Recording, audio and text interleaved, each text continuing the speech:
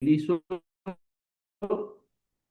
voy a la licencia que el trabajador obviamente no pudo gozar, ¿no? Porque ingresó en 2024 y cesó en el mismo año 2024. Por tanto, de haber continuado vigente la relación, hubiese podido gozar la distinción entre el periodo de generación y el periodo de goce. Como la relación termina, eso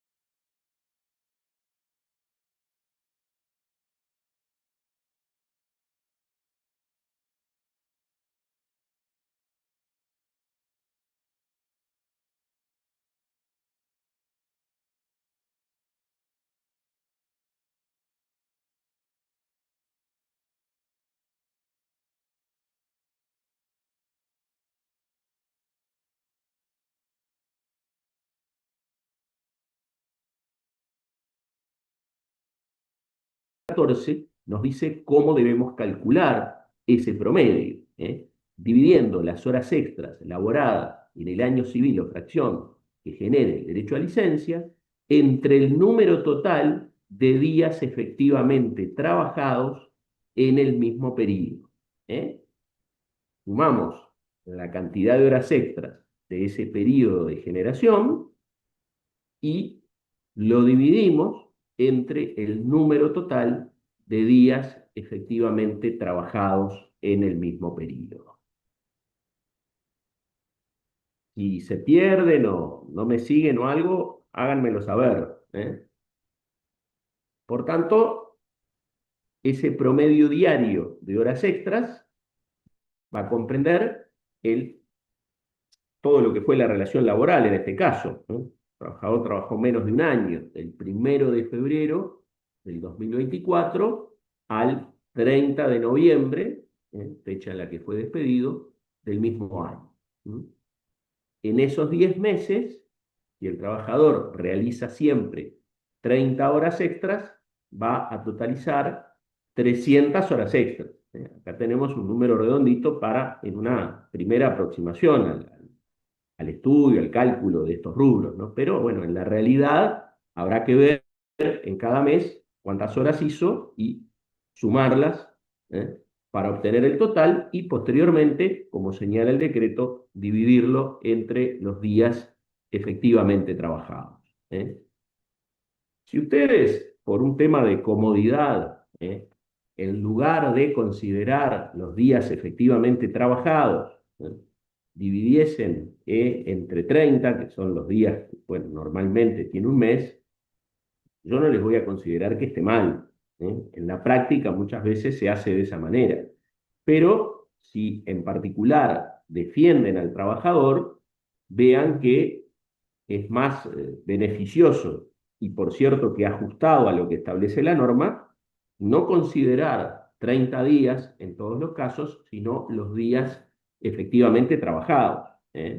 Por supuesto que los días que el trabajador descansó no hizo horas extras y el decreto reglamentario lo que quiere es que se refleje de la manera más fidedigna posible la cantidad de horas extras que el trabajador cumplía los días que efectivamente trabajaba. Nosotros podemos suponer, aproximarnos a lo que son los días efectivamente trabajados, partiendo de la base de que, bueno, el trabajador, si trabaja de lunes a sábados, bueno, tendrá 25 días efectivamente trabajados. En esos 10 meses tendrá 250 días. Por tanto, tendré que, para hallar el promedio diario, dividir esas 300 horas, ¿eh? 30 horas en 10 meses, en cada uno de esos 10 meses, entre los 250 días que trabajó. Lo más ajustado al decreto sería, bueno, ver en la planilla de trabajo o en los recibos, el trabajador puede tener días de descuento por faltas, en fin, ahí vamos a tener que ver, tiene además como trabajador mensual los descansos semanales remunerados, donde acá no se dice que haya realizado horas extras. Entonces, yo tendré que tomar los días efectivamente trabajados. Si en lugar de, como hicimos acá, tomar 250 días, porque bueno, el mes algún día tuvo que descansar, dividiésemos entre 30, bueno, lo que va a suceder es que les va a dar un poco menos y que no va a estar tan estrictamente ajustado a lo que dice el decreto, pero personalmente no se los voy a contar como que esté mal. Muchas veces, bueno, en la práctica hay un cierto margen, se utiliza un cierto margen para hacer el cálculo. Pero si vamos al detalle y a lo que estrictamente establece el decreto, es bueno que sepan que habría que dividir entre los días efectivamente trabajados. Nosotros llegamos a esos días, bueno, estimando que mínimamente el trabajador tuvo algunos descansos semanales y trabajó, bueno, 25 días, 26 días, 24 días en el mes. Hecho esto, bueno, vamos a obtener 1,2 de hora extra diaria, es decir, el promedio va a ser poco más de una extra. ¿Tá? Si hubiese dividido entre 30, las 300 horas me iba a dar una hora exacta. O sea, hay un pequeño margen, hay una pequeña diferencia, pero, reitero, no va a ser ese el nivel de exigencia. Así que quede, digamos, planteado el tema para que, bueno, ustedes cuanto más se ajusten y sepan respecto de los textos legales y normativos, mejor. ¿Qué tenemos que hacer ahora con ese promedio de horas extras? Multiplicarlo por el valor de la hora extra. 400 pesos era lo que habíamos determinado, vale la hora extra de este trabajador al momento del egreso, por 1,2 de hora extra son 480 pesos. ¿Para qué nos sirve esto? Bueno, para establecer el jornal de vacaciones. El jornal de vacaciones no sería solamente los 1.600 pesos que habíamos determinado hoy, sino que tenemos que ver la incidencia de las horas extras. 1.600 más 480 son 2.080. Reitero, si hubiesen tomado los 48.000 pesos de sueldo más los 12.000 pesos por las 30 horas que el trabajador hacía todos los meses, suman eso y lo dividen entre 30, ven que no les da una diferencia tan importante, de 2.080 a 2.000, ¿no? Pero hay una diferencia. No vamos a considerar que esté mal si el jornal de vacaciones, en este caso, lo estableciesen en 2.000 pesos. Más ajustado a la normativa sería los 2.080 por lo que hemos venido señalando. Y ya tenemos determinado el jornal de vacaciones. Tenemos que establecer la cantidad de jornales que le corresponden por esa licencia no gozada. Y si por 12 meses genera 20 jornales, por 10 meses, 10 por 20 dividido 12. 20 dividido 12 da 1,66. Si multiplicamos 1,66 por 10, vamos a obtener 16,6, bueno, redondeamos en 17 jornales. Acá también el cálculo lo hacen sobre 16,6, no está mal. Es más, para el pago de la licencia no sería necesario redondear. Yo puedo establecer una suma de dinero con 16,6 jornales. Si fuese para el goce, bueno, ¿cómo hago para darle 16,6? Voy a redondear en cuanto al goce, seguramente 17 jornales. Y voy a determinar la licencia no gozada multiplicando el jornal de vacaciones, en el que incluimos las horas extras, el promedio de horas extras, por 17 jornales. Vamos a tener un total de 35.360 pesos. ¿Estamos bien hasta acá? ¿Alguna duda? ¿Alguna pregunta? Bien. ¿Qué otra cosa tenemos que establecer? Salarios impagos, licencia no gozada y salario vacacional. Recuerdan que el salario vacacional se calcula sobre el jornal líquido de vacación, el nominal menos los descuentos por aportes a la seguridad social. Es en el único caso en el que vamos a establecer ese descuento. Nosotros lo vamos a hacer de manera lineal, en un 20% en todos los casos. En la realidad, ya lo habíamos señalado, depende de las cargas familiares que tenga el trabajador o la trabajadora, si tiene cónyuge a cargo, concubino, en fin, varía entre un 3% y un 8%, pero no es lo que nos interesa. Aproximadamente es un 20% el porcentaje de aportes a la seguridad social. Que no es, como ya lo hemos dicho también, que por el salario vacacional se realicen aportaciones por contribuciones a la seguridad social, sino que a la hora de establecer la fórmula de cálculo, el legislador optó por el jornal líquido de vacaciones, que en este caso, al jornal nominal de 2080 le descontamos el 20% y nos da 1.660. 1.660 de jornal líquido por los 17 jornales que ya determinamos anteriormente. Esto nos da un salario vacacional de 28.288 pesos.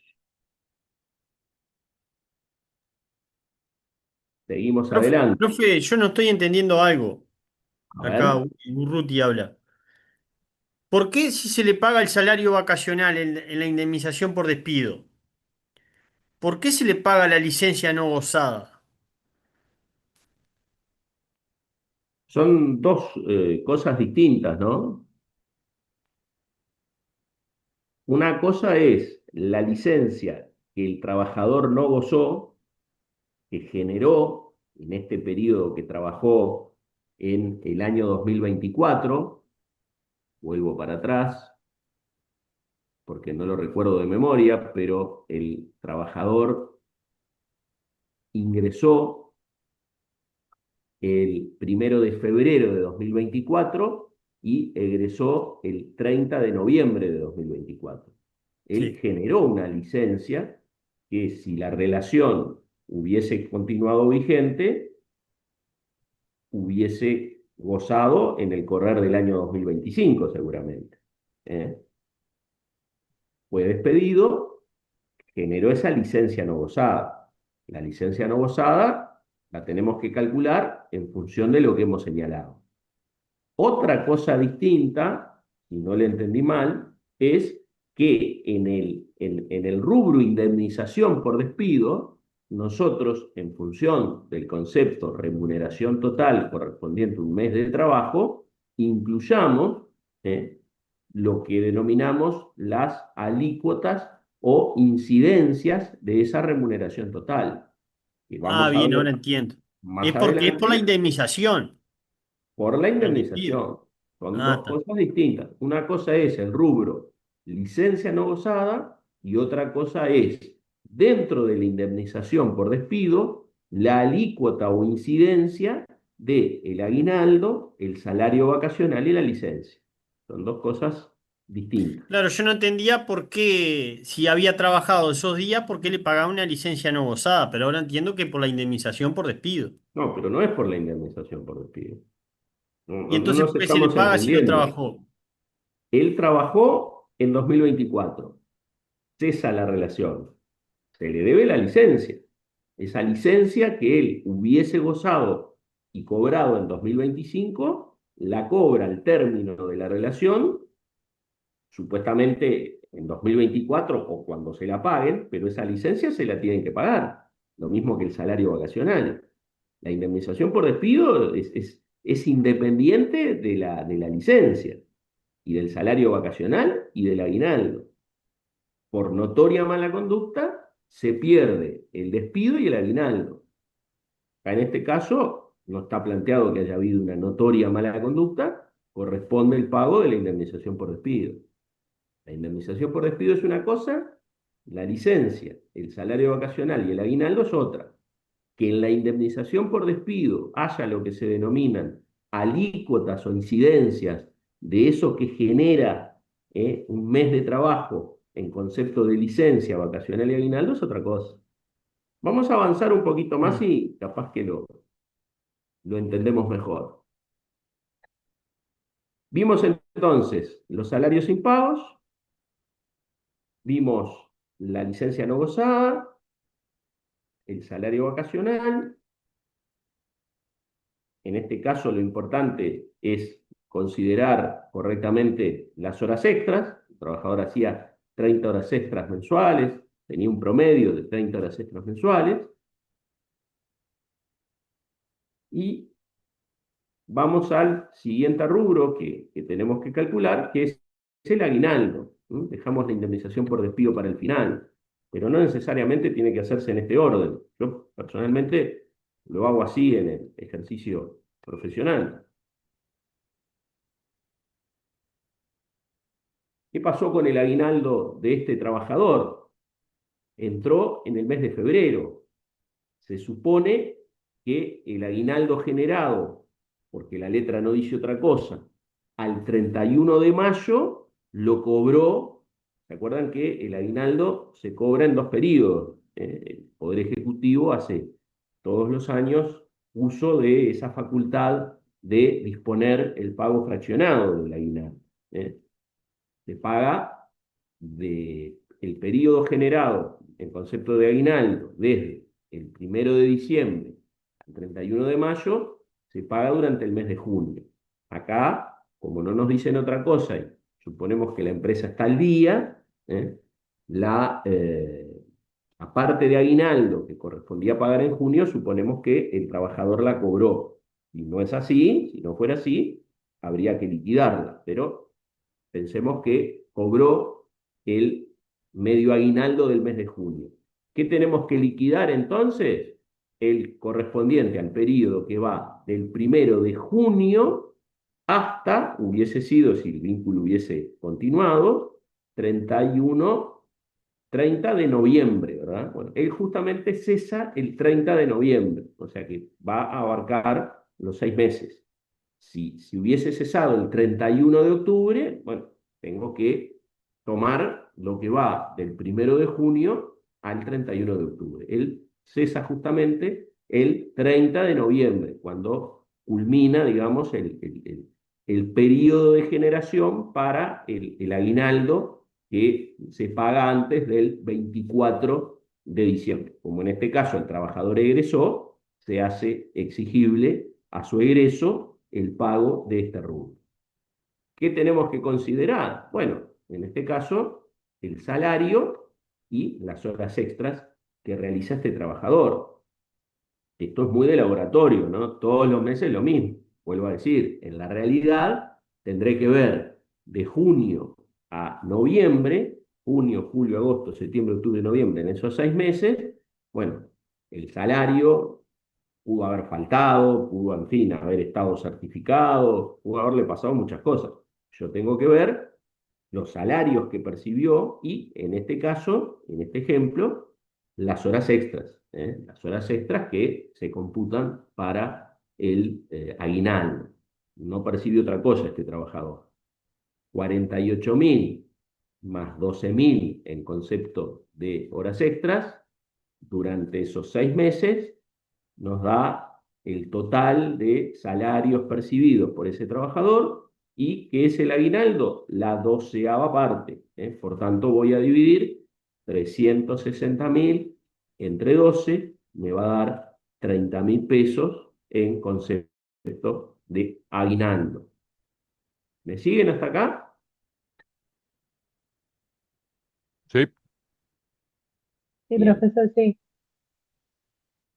Vamos a ver Sí, ahora sí. entonces la indemnización por despido. Este trabajador, todos los meses, tiene un salario de 48.000 pesos, por lo menos es el que manejamos acá. Siempre vamos a considerar para el despido el vigente al momento de producirse el despido.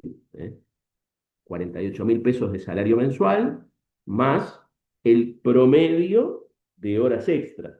Tenemos que considerar para el despido el promedio mensual de horas extras realizadas en el año anterior al despido.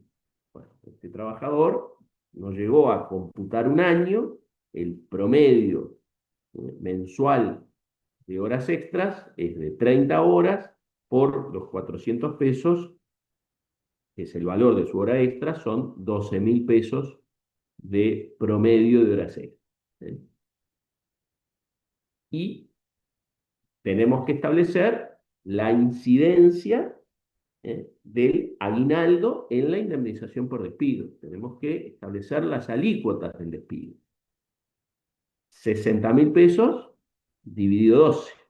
El sueldo, tanto el sueldo como las horas extras, computan para el aguinaldo. Si el trabajador hubiese tenido en su remuneración mensual, por ejemplo, ticket de alimentación, el ticket de alimentación yo lo voy a considerar en la mensualidad, pero en la alícuota del aguinaldo no voy a considerar el ticket de alimentación. ¿Por qué? Porque no reúne las notas que exige la ley del aguinaldo para que se compute esa partida. Recuerden que tienen que ser partidas en dinero, pagas por el empleador, con carácter retributivo. ¿Qué le estaría faltando si tuviese un ticket de alimentación? Bueno, que no es una partida en dinero, por tanto no debería computarla ahí. En este caso tenemos el sueldo y las horas extras, dos partidas en dinero, pagadas por el empleador y que tienen carácter retributivo. No tiene un carácter compensatorio, sino retributivo, salarial. 60.000 entre 12 nos da la alícuota o incidencia del aguinaldo en la indemnización por despido. Tenemos que ver la incidencia de la licencia. Tenemos que ver, bueno, ese mes en el que el trabajador percibe un salario y realiza horas extras, cuánto genera un mes en concepto de licencia. No es la licencia que se va a tomar, eso ya lo determinamos y ya lo calculamos, sino lo que genera en concepto de licencia un mes de trabajo. Si por 12 meses genera 20 días, este trabajador no tiene todavía una antigüedad suficiente como para generar días por antigüedad, en un mes va a generar 1,66, casi 2 días de licencia. Nosotros hoy ya habíamos determinado el jornal de vacaciones, que es lo mismo porque, bueno, en este caso el trabajador hace siempre 30 horas extras. Y además tenemos que considerar el promedio, que también es el mismo. 2080 era el jornal que hoy habíamos calculado, si iban más atrás, por 1,66 nos da la incidencia o alícuota de la licencia en el cálculo de la indemnización por despido. ¿Y qué nos estaría quedando? Bueno, nos estaría quedando la incidencia del salario vacacional, al jornal de vacaciones que ya habíamos determinado de 2.080 pesos, le sacamos ese 20% que establecimos como aportes, como porcentaje de aportes por contribuciones de seguridad social, y lo multiplicamos por 1,66. 1.664 por 1,66 nos da 2.762. ¿Qué quiere decir esto entonces? Que el trabajador, a los efectos del cálculo de la indemnización por despido, vamos a tener que considerar el salario mensual de 48.000 pesos, más el promedio mensual de horas extras, estamos hablando de un trabajador remunerado en forma mensual, 12.000 pesos, más las incidencias que recién determinamos del aguinaldo, la licencia y el salario vacacional. No es lo que va a cobrar de aguinaldo, es la incidencia del aguinaldo en la mensualidad que tomamos en cuenta para el cálculo del despido. 60.000 entonces, más esas incidencias. De aguinaldo, 5.000 pesos, de licencia, 3.453, y de salario vacacional, 2.762. Vean ustedes que si nosotros para el despido hubiésemos considerado únicamente el salario mensual, estaríamos hablando de una indemnización que va a considerar únicamente 48.000 pesos. El concepto de remuneración total correspondiente a un mes de trabajo, en este caso con las horas extras que debemos considerar y las incidencias de aguinaldo, licencia y salario vacacional, nos dan una remuneración total de 71.215. 71.215 de remuneración total. ¿Y cuál es la indemnización de este trabajador?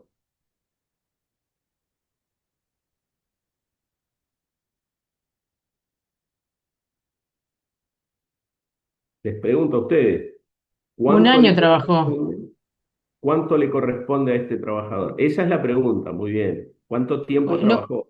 me parece que un año, pero no tengo la fecha anotada acá. Trabajó 10 meses, le correspondería un mes de... Le eh, correspondería una sola mensualidad, exactamente, muy bien. Porque trabajó de febrero a noviembre de 2024. No superó el año, pero no necesita superar el año.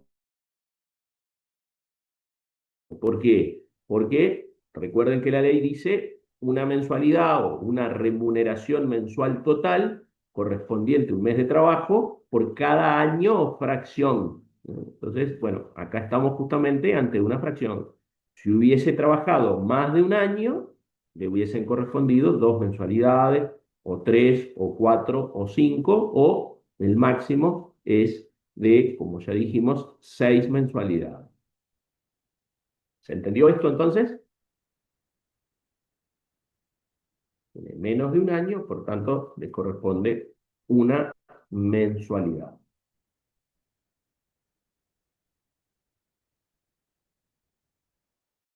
Acá tenemos un resumen para visualizar lo que corresponde a ese trabajador que fue despedido y que, bueno, trabajó 10 meses con ese salario.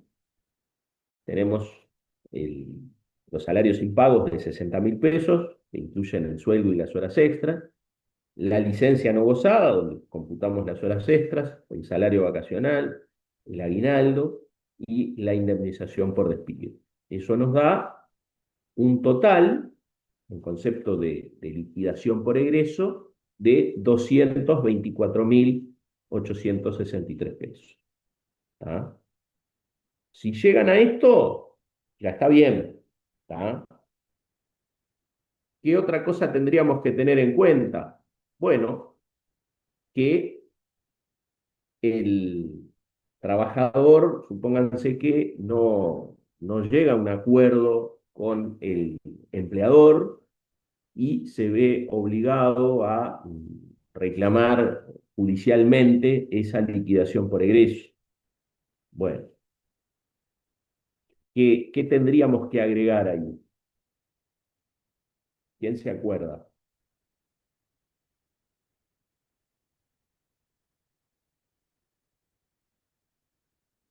Esto es la aplicación práctica de lo que nosotros ya vimos en materia de protección de los salarios y más ampliamente de los créditos laborales. Frente al empleador, ¿qué puede hacer el trabajador? ¿Qué es lo que puede reclamar?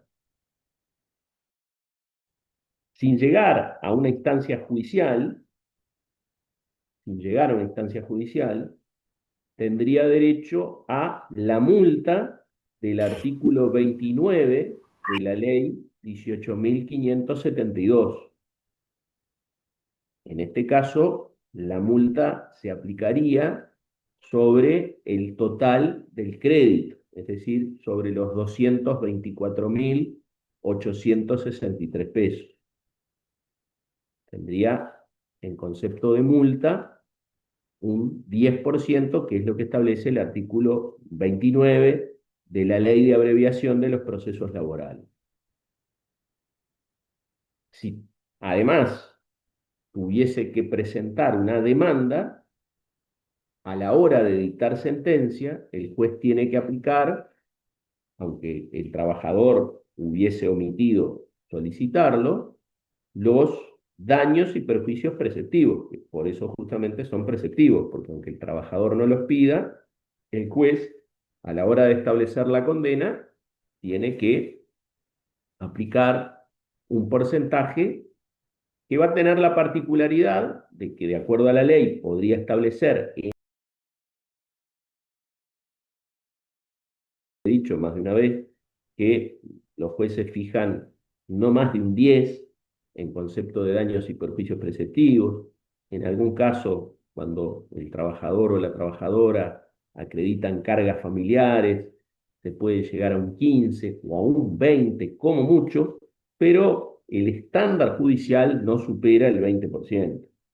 Ningún juez fija un 30% en concepto de daños y perjuicios preceptivos.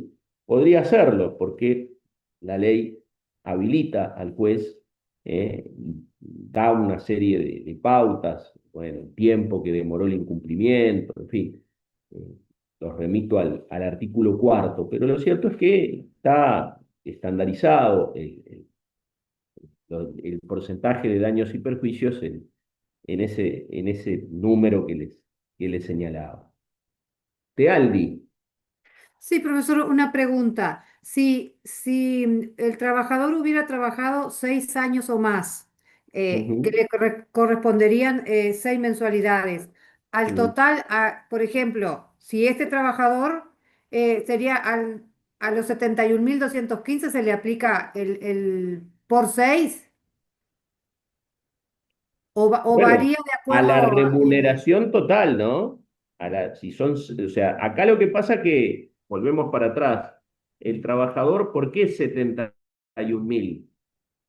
Porque consideramos las sí, alícuotas claro, y es por una las mensualidad. incidencias. Si tuviese 10 años de servicios, el máximo iba a ser 6. Tenemos que multiplicar esa mensualidad por 6. Lo que pasa es que acá coincide con que es una sola mensualidad.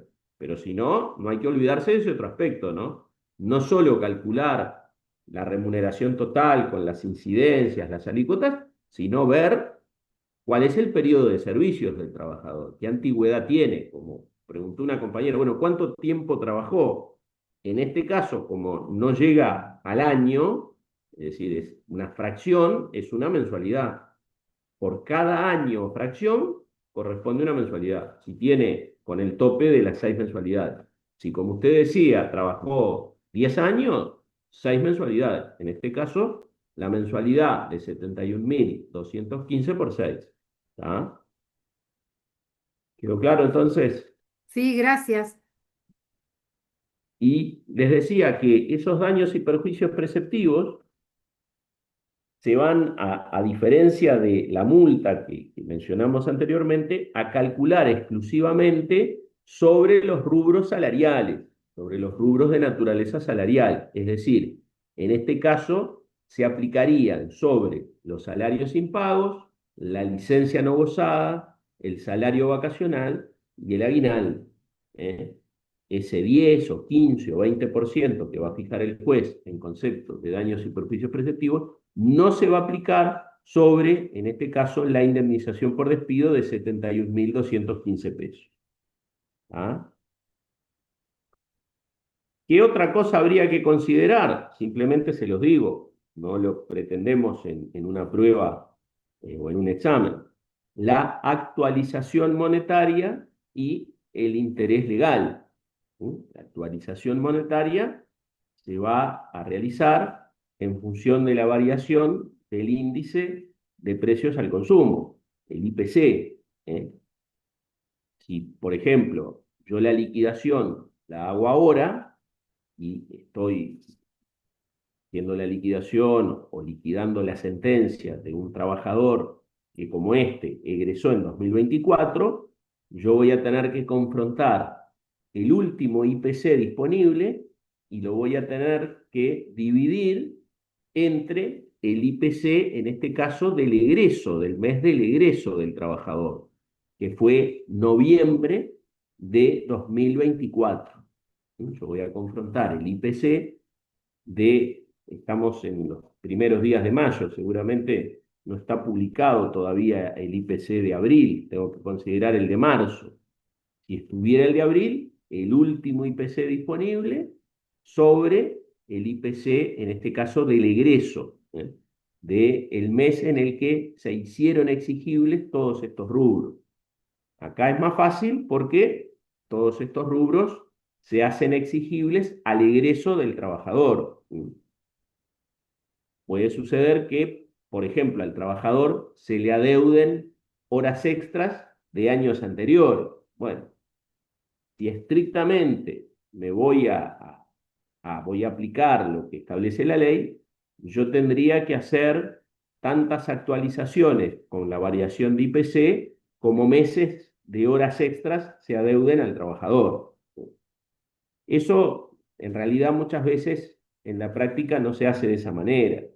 Se utiliza el valor de la hora extra vigente al momento del egreso y se actualiza por la cantidad de horas extras adeudadas a ese momento y se tiene por suficientemente actualizado de esa manera, con el salario vigente al momento del egreso. Pero estrictamente, si hubiesen partidas con fechas de exigibilidad distintas al egreso del trabajador, bueno, yo tendría que hacer la actualización confrontando distintos IPC, pero simplemente se los digo para que lo sepan, no lo vamos a calcular siquiera. Y otro tema que también es relevante, decíamos que hay que agregar la actualización por la variación del IPC y hay que agregar el interés legal. El interés legal es un 6% anual o un 0,5% mensual.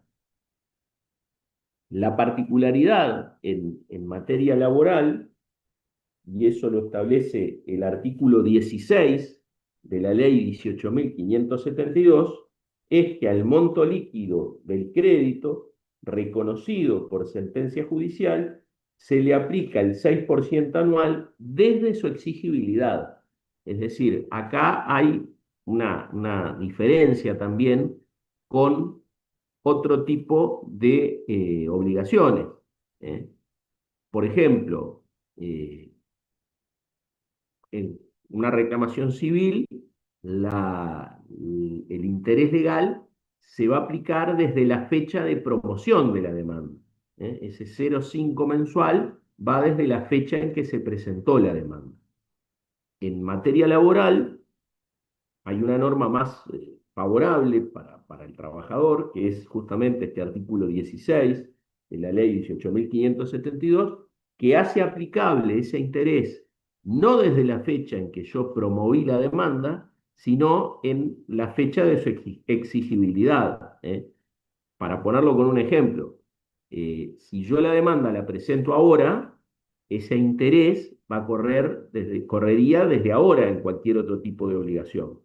Pero en materia laboral no va a correr desde ahora. Ese interés se va a aplicar, en este caso, desde que el trabajador egresó, porque es desde la fecha en que se hacen exigibles estos créditos que terminamos de calcular: los salarios impagos, la licencia no gozada, el salario vacacional, el aguinaldo y la indemnización por despido. Por lo tanto, esa actualización por IPC y la aplicación de los intereses, el interés legal, tiene esta particularidad en materia laboral. Recuerdan que hay otra particularidad también que vimos en su momento, que en materia de concurso de acreedores, el crédito laboral, al igual que el hipotecario y el prendario, es el único que sigue generando intereses. Bueno, esto también es otro aspecto a tener en cuenta. No sé si hay alguna duda con respecto a este ejercicio. Este incluía horas extras. Vamos a ver seguidamente el cálculo de créditos laborales que incluyan remuneraciones variables. Voy a compartir con ustedes otro ejercicio que está en la plataforma EVA también, pero para verlo con ustedes.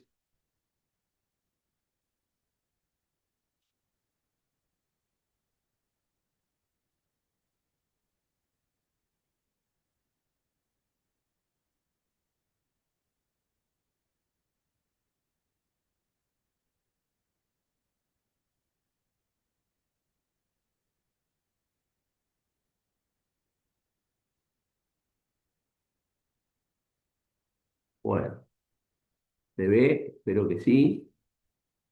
Como Se esto ve. no es con el navegador, sino que es un PowerPoint. Creo que este sí lo pueden ver ampliado, ¿no? Sí, sí, sí, se ve perfecto ahora. Este se ve mejor, claro. Bueno. Una cosa, profe, dígame que podemos llevar calculadora, porque yo si no llevo un abaco, Sí, claro que sí. Calculadora sí, celular no. me imaginé. Bien.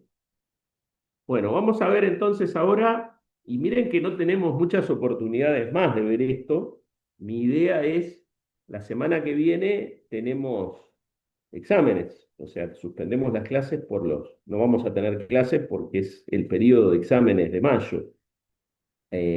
Cuando retomemos las clases, la idea es, bueno, volver a ver un par de ejercicios de estos que, que ustedes van a poder hacer subidos a la plataforma, pero la idea es que traten de hacerlos ustedes, corregimos en clase y como que no nos queda mucho más tiempo para esto, ¿no?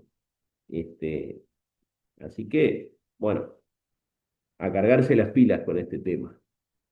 Se trata entonces de un trabajador, una trabajadora que ingresó el 1 de febrero del 2020 y egresó por despido el 31 de marzo del 2025.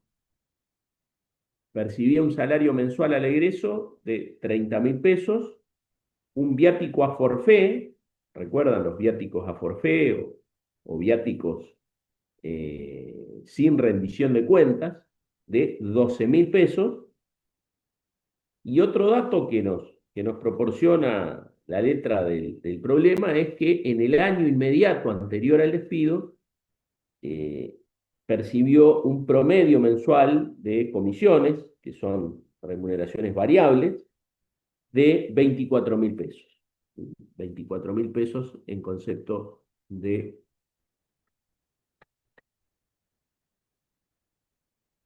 comisiones. Como es de estilo, vamos al salario, el salario del mes de marzo, el último salario adeudado, 30.000 pesos de sueldo, más el viático a forfait de 12.000 pesos, más 24.000 pesos de comisiones, ¿no? A ver, hablamos de un promedio, a los efectos didácticos, supongamos que el trabajador todos los meses cobraba exactamente la misma partida o la misma cantidad en concepto de remuneraciones variables. Obviamente en la realidad va a cobrar distintos valores cada mes, justamente por remuneraciones variables. Pero consideremos, bueno, el promedio que vamos a tener que tomar en cuenta y que, bueno, en este último mes por lo menos hizo 24.000 pesos en concepto de comisiones.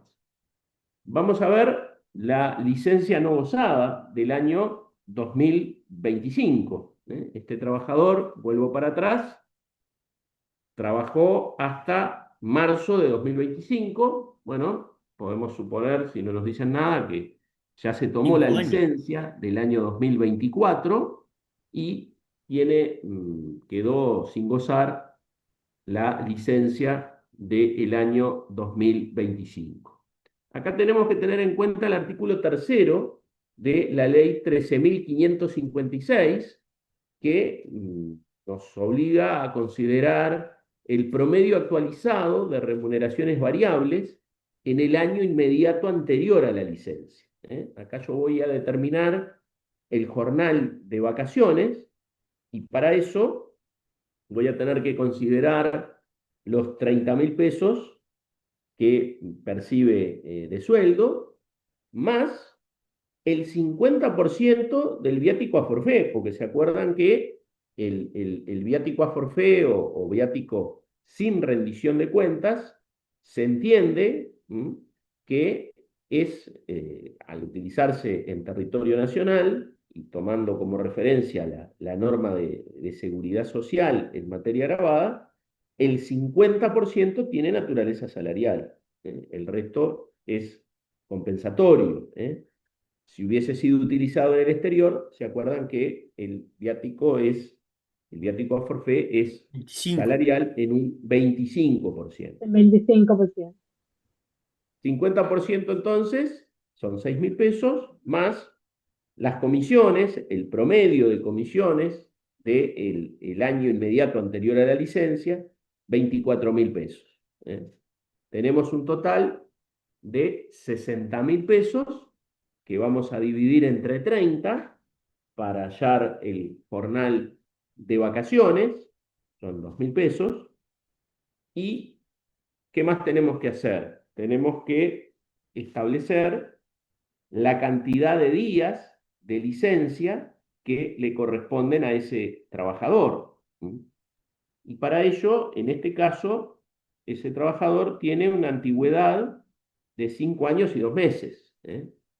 Superó los 5 años, por tanto, va a tener 21, le van a corresponder 21 jornales de licencia. Vieron que acá varía, no es 12 meses 20, sino 12 meses 21 jornales de licencia. Por 3 meses, que son los que estamos considerando como periodo de generación, estamos hablando de la licencia del 2025, y este trabajador trabajó entre el 1 de enero y el 31 de marzo, si mal no recuerdo, de 2025. Trabajó esos 3 meses y fue despedido. 3 por 21 sobre 12 nos va a dar 5,25 jornales de licencia del año 2025, que si hubiese continuado la relación, hubiese gozado en 2026. 2.000 pesos de jornal de vacaciones por 5,25 jornales de licencia. 10.500 pesos en concepto de licencia. En concepto de salario vacacional, tenemos que ir al jornal líquido. El jornal de vacaciones, de 2.000 pesos que recién determinamos, menos el 20% por contribuciones a la seguridad social, 1.600 pesos, por los 5,25 jornales de salario vacacional, son 8.400 pesos. El aguinaldo de egreso. Suponemos también que ese trabajador, el aguinaldo de diciembre lo cobró, el medio aguinaldo de diciembre. Por tanto, queda lo que es el aguinaldo de egreso. El aguinaldo de egreso en este caso va desde el 1 de diciembre de 2024 al egreso, al 31 de marzo de 2025. Vamos a considerar el sueldo de 30.000 pesos, el 50% del viático a forfait y las comisiones. Todas estas partidas reúnen las tres características, ¿verdad? En dinero, abonadas por el empleador y con carácter retributivo. 60.000 pesos en esos 4 meses, diciembre, enero, febrero y marzo, sumamos y el aguinaldo es la 12ª parte. Dividimos entre 12, nos da 20.000 pesos. Recuerden, y así lo señalamos en clase, que correspondería incluir el salario vacacional que el trabajador debió gozar, debió percibir en esos meses que fueron entre el 1 de enero y el 31 de marzo del 2025. Si no se le adeuda la licencia, si ya cobró el vacacional, bueno, ese vacacional debería incluirse en ese aguinaldo, el generado entre el 1 de enero de 2024 y el 31 de diciembre de 2024, que debió percibir en los primeros meses del año. Si no lo hacen, bueno, no lo vamos a considerar que esté mal, simplemente sepan que la posición mayoritaria es de que debe computarse el salario vacacional en el aguinaldo. Y tenemos finalmente la indemnización por despido, remuneración mensual total multiplicada por el número de mensualidades que correspondan, con un tope máximo de 6. Disculpen si soy muy reiterativo, pero bueno, es la forma de explicarlo y de que ustedes lo asimilen, ¿no?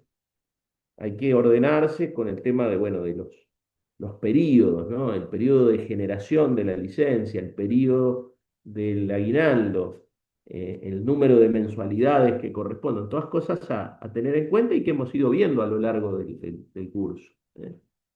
Tenemos que hallar las alícuotas o incidencias de ese aguinaldo. Las alícuotas, perdón, o incidencias del despido. La incidencia del aguinaldo va a ser esa remuneración mensual compuesta por el sueldo, el 50% del viático y las comisiones, y lo vamos a dividir entre 12. 5.000 pesos. Vamos a ver la incidencia de la licencia. 12 meses generan, en este caso, por la antigüedad que tiene el trabajador, 21 días, un mes va a ser 21 entre 12, porque estamos viendo lo que genera un mes de salarios en concepto de licencia. En este caso vieron que genera un poquito más, no es 1,66, es 1,75. Y voy a dividir ese total mensual de 60.000 pesos, donde está incluido el sueldo, el 50% del viático a forfait y las comisiones, entre 30, me va a dar un jornal de vacaciones a los efectos del cálculo de esta alícuota de 2.000 pesos y lo voy a multiplicar por 1,75. Esto me va a dar una alícuota de 3.500 pesos. Para calcular la alícuota del salario vacacional, bueno, si yo le saco un 20% a 3.500, está bien, me va a dar lo mismo. Los pasos en realidad que habría que seguir sería, bueno, dividir los 60.000 pesos entre 30, eso nos da el jornal nominal, menos el 20, nos da 1.600. 1.600 por 1,75 nos da 2.800. Si yo hubiese a 3.500, hubiese sacado un 20%, también me va a dar 2.800. Que el 20 lo haga antes o después es lo mismo, ¿no? Bueno, y aquí tenemos entonces la remuneración mensual total, ¿eh? El salario mensual, más el 50% del viático a forfait, más el promedio de comisiones, más la incidencia del aguinaldo, la incidencia de la licencia y la incidencia del salario vacacional. Esto nos da una remuneración total de 71.300 pesos y no tenemos que olvidarnos, porque eso sí sería un error grave, que tenemos que multiplicar esa remuneración mensual, esa remuneración total, por el número de mensualidades que le corresponden a este trabajador en concepto de indemnización por despido. Como tiene una antigüedad de 5 años y fracción, genera la indemnización máxima. Alcanza el tope de 6 mensualidades. 71.300 por 6 nos da 427.800. Resumen de los rubros. Esto viene bien para mirar un poco en grande a ver si le pifiamos algo, ¿no? Porque, bueno, a veces mirando esto ya nos damos cuenta, ¿no? Pero no le puede dar un disparate el despido, el aguinaldo, ¿no? Pero bueno, a veces marea un poco hacer tanto número. En este caso tenemos salarios impagos de 66.000 pesos, la licencia no gozada de 10.500, el salario vacacional de 8.400, el aguinaldo de 20.000 y el despido de 427.800. Nos da un total de medio millón de pesos, 532.700 pesos.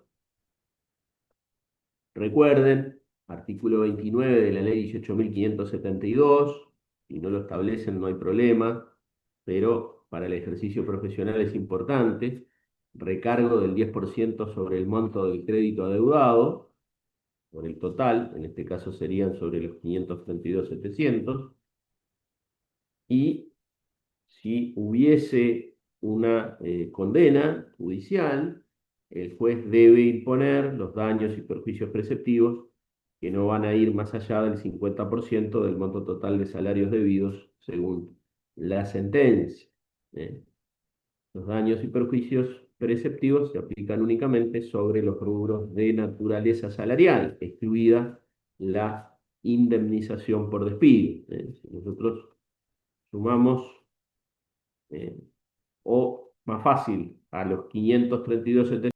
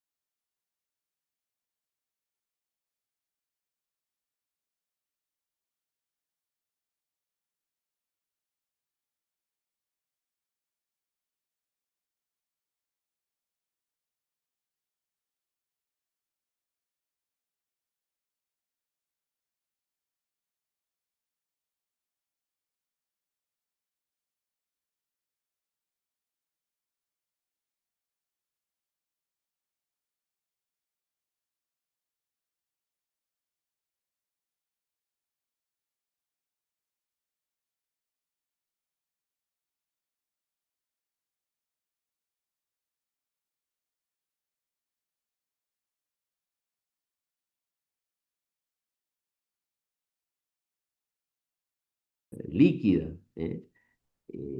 Va a establecer un total y va a incluir el porcentaje, o mejor dicho, el coeficiente de actualización y los daños y perjuicios preceptivos.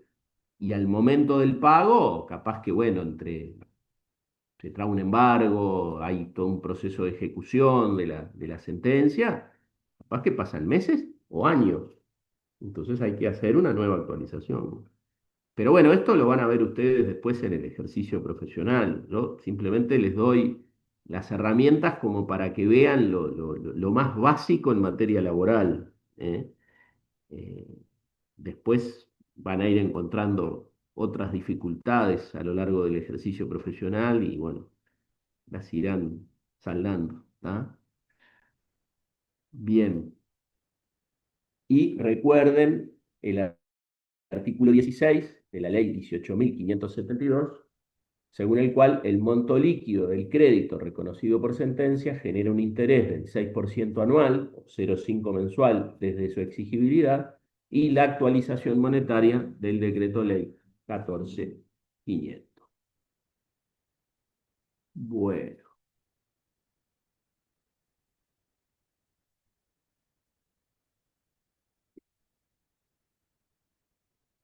no sé si hay alguna duda, alguna pregunta. Fialdi, sí, Sí, adelante. profesor.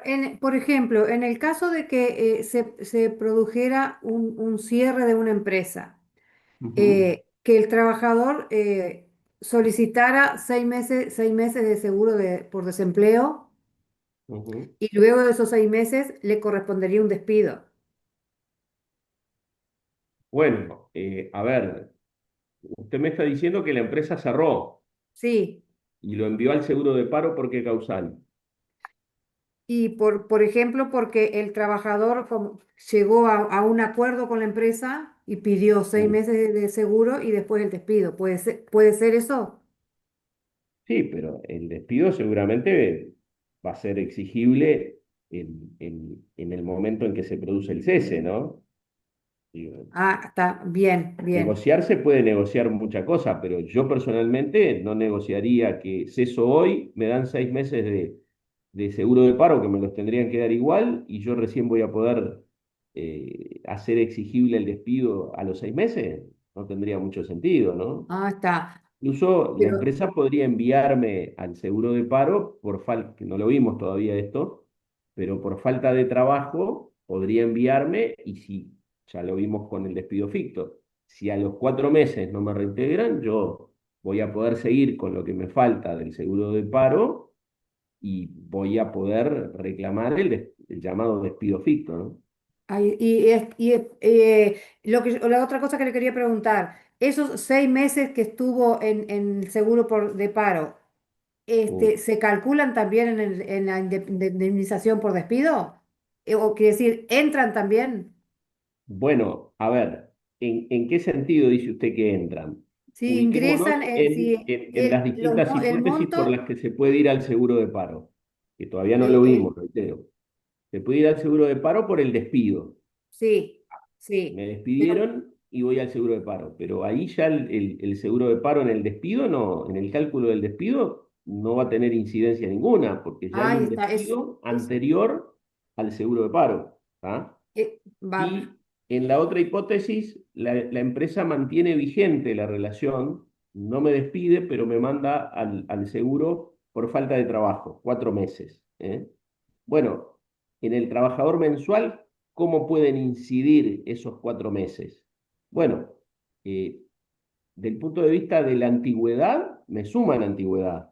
Capaz que yo con esos 4 meses más de seguro de paro, completo otro año, otra fracción. claro. En ese sentido me beneficia, cosa que no sucede con el trabajador jornalero, ¿no? Que no, el tiempo que está en el seguro de desempleo no le computa jornales, ¿está?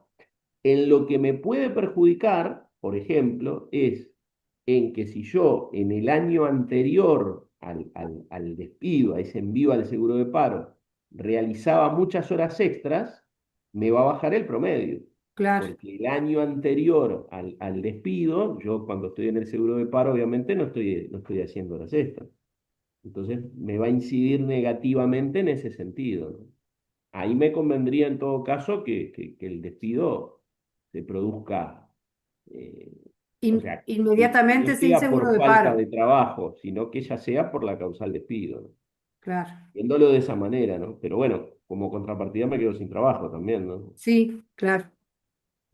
Muchas gracias. No, al contrario, gracias por su participación. ¿Quién más Yo tenía una respondió duda, ahora? profe.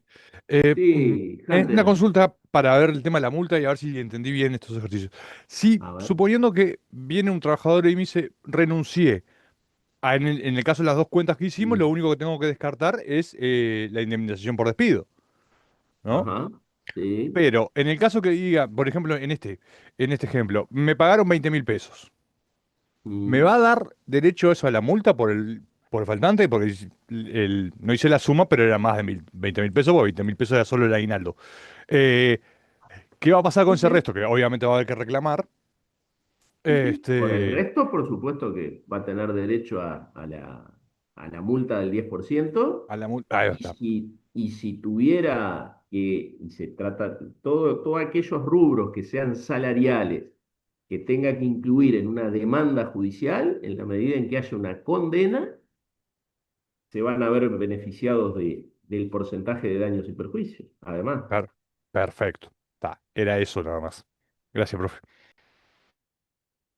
En realidad, cuando se hace, todavía no vimos el proceso laboral, cuando se hace la citación al Ministerio de Trabajo, algunos de ustedes capaz que ya están haciendo consultorio y bueno, ya lo han visto, normalmente con los rubros que se reclaman se pide la multa. ¿Tá? Lo que pasa que, bueno, en el ejercicio profesional, la multa es una de las cosas, a ver, esto que yo les estoy diciendo es mero ejercicio práctico, ¿no? Yo además de docente ejerzo la profesión y entonces, bueno, tengo esa visión práctica de todos estos aspectos. Sí, existe la multa del artículo 29. Si yo voy a tratar de hacer un acuerdo en el Ministerio de Trabajo, bueno, muchas veces lo que se deja por fuera es la multa. ¿Eh? Pero también depende de muchas cosas, del poder de negociación, de la situación, de qué plazo se vaya a pagar el crédito laboral. No es lo mismo dejar fuera la multa si a mí me pagan contado, así me van a pagar en 36 meses, ¿no? O sea, esos son aspectos que van más allá del derecho laboral, van un poco bueno, de la capacidad de defensa que tenga el profesional también, ¿no? Pero bueno, cuanto más herramientas maneje desde el punto de vista del derecho, pienso que mejor lo va a poder hacer, ¿no? Profe, esta multa es sin perjuicio de costas y costos, ¿no?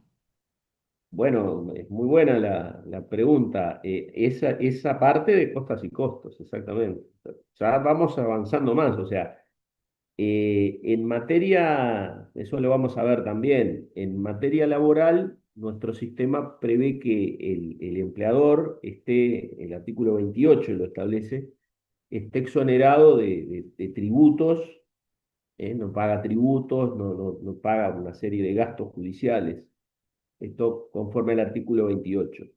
El empleador, en principio, por el principio de igualdad, no los paga, no paga timbres judiciales, pero en caso de condena sí. En caso de condena tiene que pagar las costas. Aunque haya una condena parcial, se ve obligado a pagar las costas. Y las costas que son los timbres, los gastos del proceso. ¿Sí? Si además, esto es muy difícil que suceda, litiga con lo que se llama malicia temeraria, se le pueden imponer los costos. ¿Ah? Yo les digo la verdad, en los 30 y pico de años que tengo de ejercicio profesional, en materia laboral condena en costos de una vez sola. O sea, siempre hay un cierto margen de discusión en los temas laborales bueno, que hace o que sea por el monto, o por el rubro que se reclama, o bueno, por distintos factores, que sea muy difícil que se impongan las costas y los costos, ¿no? Es decir, las costas son de precepto en la medida en que haya una condena. Eso es así. A diferencia de lo que ocurre en otras áreas, donde, bueno, el juez determinará, según cómo fue el litigio, si corresponde o no la condena en costas o en costas y costos. En materia laboral, es muy poco probable ver una condena en costos, por lo menos es mi experiencia, y las costas como que no tienen mucha gracia, porque en la medida en que hay una condena, aunque reclamen 15 rubros, si condenan a uno, tiene que pagar las costas la parte demandada, ¿no? El empleador. Eso es así en nuestro sistema, ¿no? Por eso, bueno, hay varios estímulos a tratar de llegar a un arreglo, ¿no? Si ustedes ven, por la naturaleza de las prestaciones en juego, la naturaleza alimentaria, de los créditos laborales, etcétera, etcétera, bueno, eh, la de Piqué, me atraso en el pago y tengo una multa de un 10%. Si me enfrento a una condena judicial, me van a aplicar mínimo un 10% de daños y perjuicios preceptivos. Y bueno, y el interés va a correr no desde la demanda, sino desde la exigibilidad.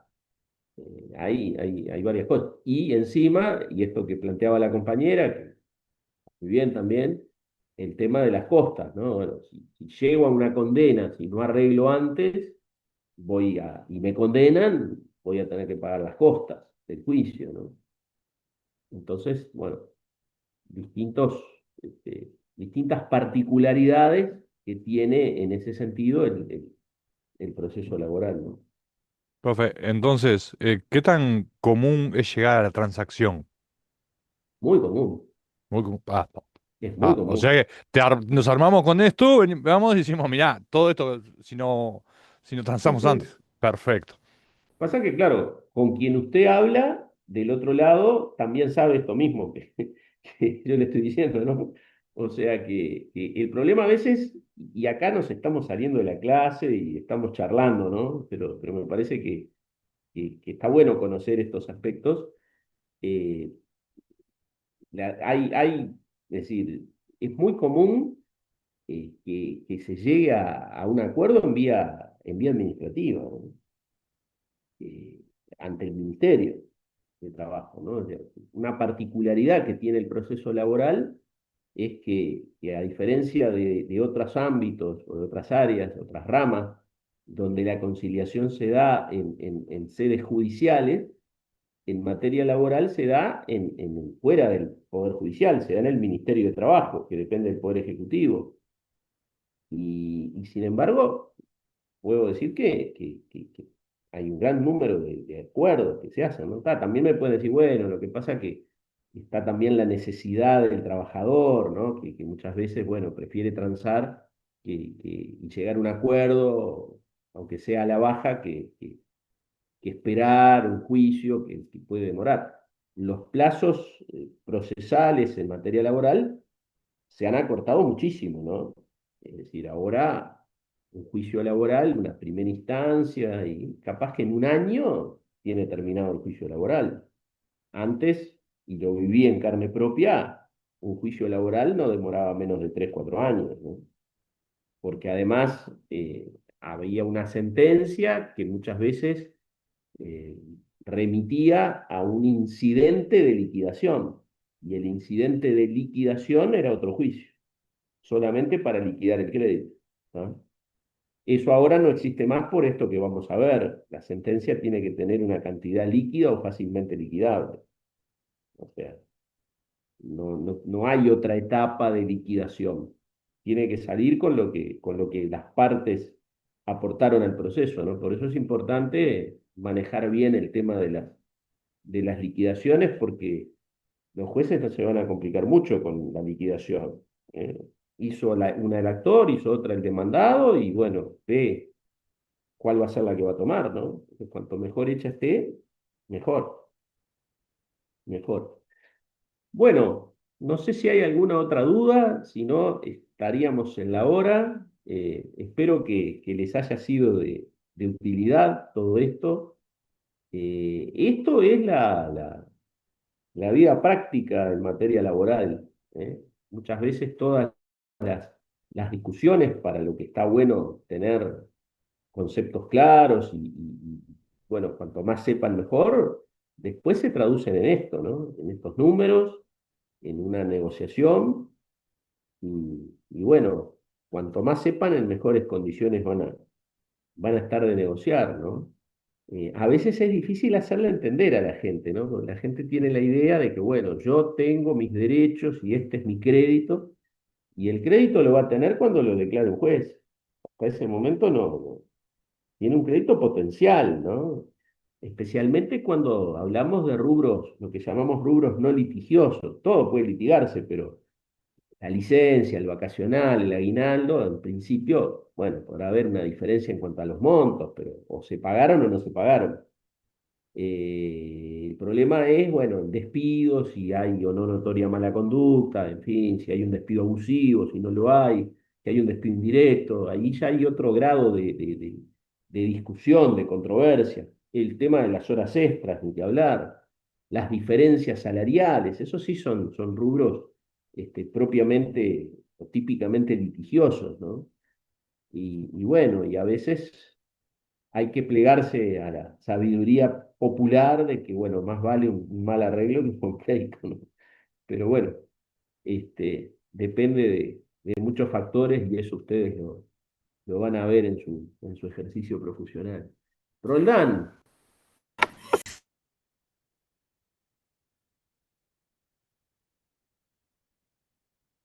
Roldán, Perdón, de sí. acuerdo a la ley del proceso laboral, podríamos decir que está el proceso laboral ordinario y el de menor Ujú. cuantía. No me, Claro, no me, no me spoilee, Roldán, es me lo está que, spoileando. es lo que sigue. Eso lo vamos a ver, sí. No, pero está muy bien, sí. Tenemos además no uno, dos procesos laborales.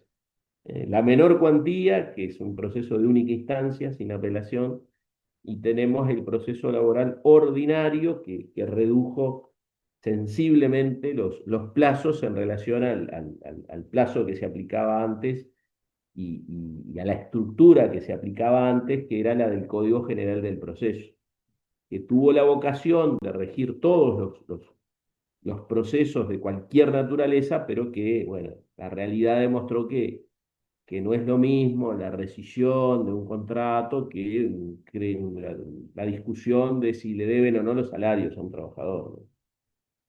Me parece que los tiempos son distintos, más allá de que todo justiciable quiere que la solución sea lo más rápido posible, ¿no? Pero bueno, eso va a ser parte de este curso también y lo vamos a ver y yo, especialmente en los cursos de abogacía, yo doy también en la carrera de relaciones laborales, pero el relacionista tiene otro perfil, ¿no? El abogado me parece que tiene que irse con una formación sólida desde el punto de vista del proceso y bueno, y en general, ¿no? De lo que es el derecho laboral.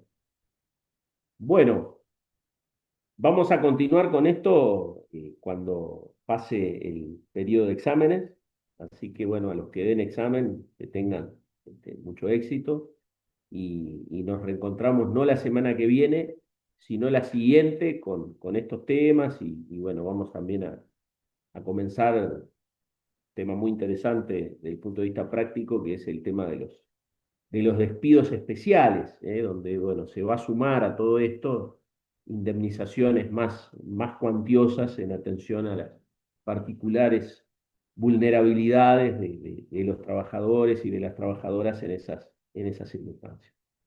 Buen fin de semana, muy buena semana para todos, suerte para los que dan examen y Gracias, nos profe, estamos igualmente. reencontrando Gracias, próximamente. profe. Nos vemos. Que pasen Gracias. bien. Muchas gracias, Chau, igual chau. para todos.